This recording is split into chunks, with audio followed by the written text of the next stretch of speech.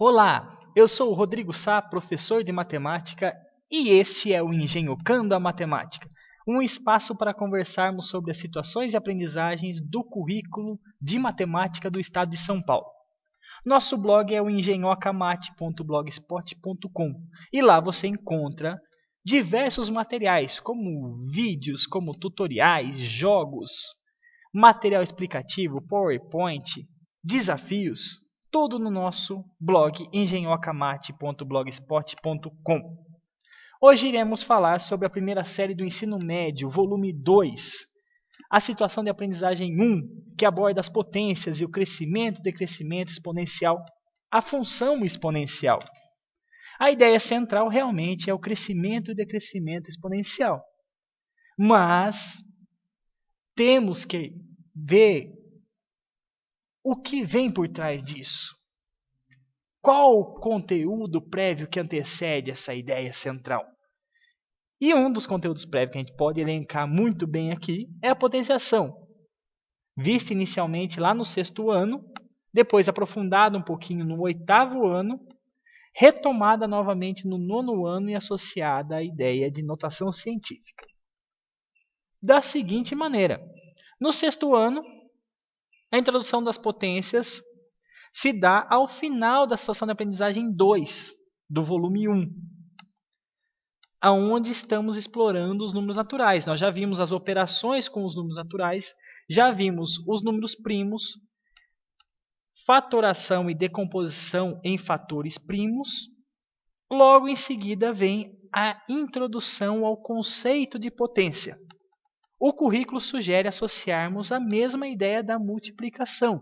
Quando vamos elencar a multiplicação para os nossos alunos pela primeira vez, associamos essa ideia a uma simplificação da adição de parcelas iguais.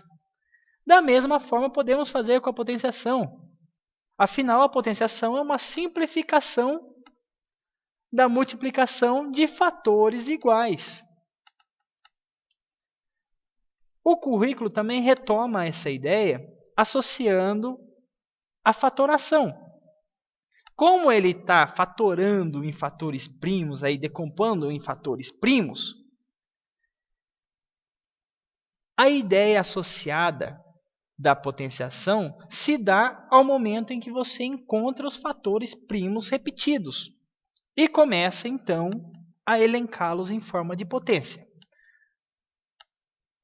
No 8º ano, ele retoma essa ideia de potenciação na situação de aprendizagem 3, do Google ao Armstrong, um caminho para as potências. E logo de início, na leitura e análise de texto, ele traz algumas potências e pergunta qual delas tem o maior número de dígitos. Esse é o momento, professor, de retomarmos a ideia de potenciação vista lá no 6º ano. Porque daí em diante ele vai começar a aprofundar e vai começar então a associar isso a potências de base 10 e vai dizer também a importância de trabalharmos com potência de base 10 para abordarmos números muito grandes ou números muito pequenos. Veja que aí surge a ideia de notação científica. Logo após, na próxima leitura e análise de texto, ele traz uma história muito legal. O Google e o Googleplex. Vale a pena, é uma curiosidade fantástica que vai chamar muita atenção dos alunos e, inclusive, vai desencadear várias questões que enriquecerão esse assunto. No 9º ano, ele retoma a ideia da potenciação, radiciação dentro do conjunto dos números reais e a notação científica. Tudo isso na última situação de aprendizagem do volume 1. Tá? A última situação de aprendizagem do primeiro bimestre. Lembrando que o volume 1 é o semestre todo, né? Então são 8 situações de aprendizagens. As 4 primeiras são do primeiro bimestre. As 4 últimas são do segundo bimestre. Essa situação de aprendizagem 4, então, é a última situação de aprendizagem do primeiro bimestre. Qual a ideia? Ele de novo reforça que já foi visto esse assunto e aí ele começa a elencar a notação científica como algo extremamente importante para a física, química e biologia. E começa a trabalhar com números extremamente grandes, números extremamente pequenos. Muito bem. Uma expansão dessa ideia de exponencial seriam os logaritmos. Isso nós vamos ver na próxima situação de aprendizagem. Mas só lembrando, o logaritmo é uma invenção que surgiu para simplificar os cálculos no início do século XVII.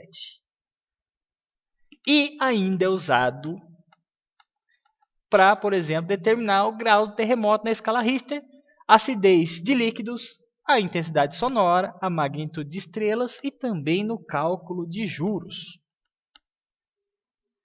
Os principais focos dessa situação de aprendizagem 1, que aborda as funções exponenciais e o próprio cálculo com exponencial, são, primeiro, que o aluno consiga, claro, resolver questões que envolvam potências com expoente real.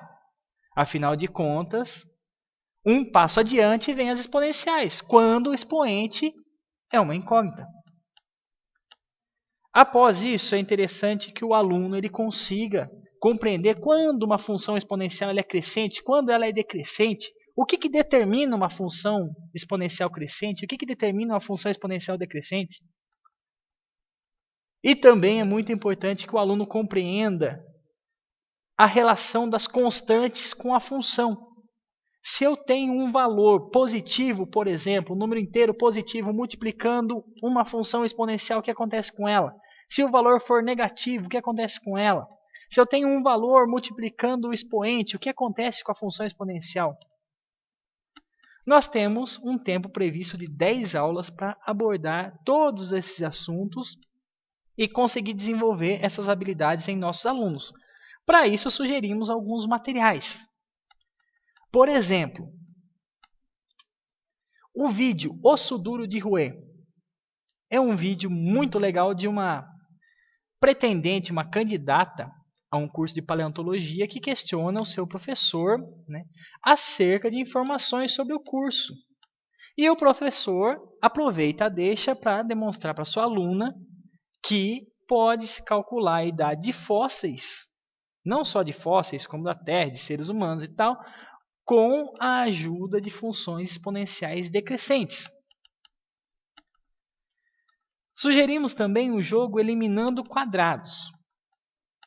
Matematicamente temos que fazer uma correção, não são quadrados, são paralelepípedos. Porque a partir do momento que você pega um papel cartão e recorta dele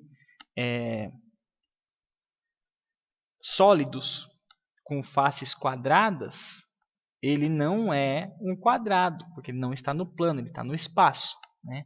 Então, mas isso não interfere nada no jogo. A ideia é que você recorte aí numa folha de papel cartão, você recorte faces quadradas e seus alunos joguem essas faces quadradas para cima, em cima de uma mesa.